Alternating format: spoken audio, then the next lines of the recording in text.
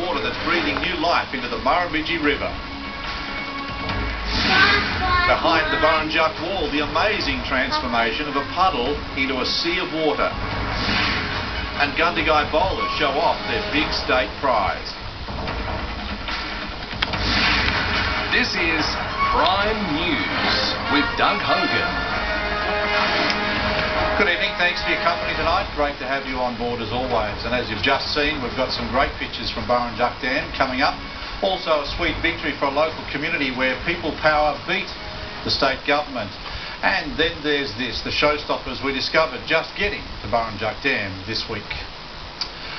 Water could soon be gushing over the spillway at Burrinjuck Dam for the first time in more than a decade or more if the wet weather continues, and seems that will happen.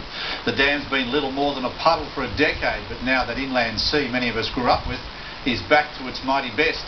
It's the dam that's bigger than Sydney Harbour and filling faster than most of us thought possible. But the people who run the dam are not surprised about what's happened there in recent days.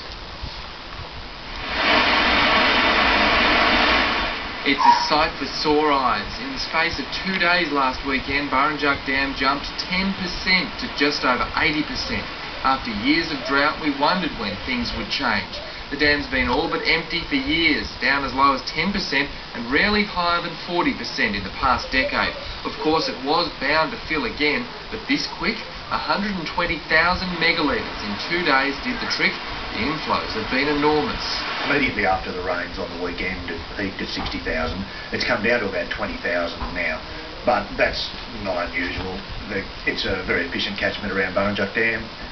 It's very wet, the ground's saturated, and that's what happens. That's why it's such a valuable asset. There is a lot of water. The transformation's incredible, and we'll take you on a tour of the dam later in the bulletin to show you more. But it's all this water that has irrigators smiling.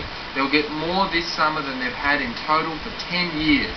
There's so much here, state water can now help those who've thirsted for a decade.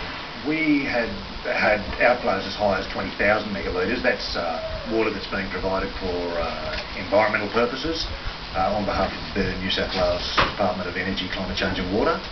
And that's feeding wetlands and other environmental assets downstream that really haven't had any water in 10 years. There's more rain forecast in coming days. State Water has an eye on the weather, but they're not concerned about how much water they get. Nothing's coming out the spillway yet. It's all under control. Burrinjuck Dam is an enormous structure. These dams are made to capture and store water. There's certainly no concern that it's going to reach its capacity or anything. There's a likelihood it'll spill, but that's part of the design of the dam. So rather than being any cause for alarm, as I said earlier, this is really the good news we've looked for the last 10 years. Significantly, the Burrinjuck will remain high for a while as Burrinjuck plays a major role in preventing flooding. So with the heavy flows and the extremely high inflows at the peak of the rainfall event, without the dam to capture that water, that would have all gone downstream. So we certainly would have had, there's every likelihood of major flooding in that event. Burrinjuck Dam back to its best. Benjamin Shahita, Prime News.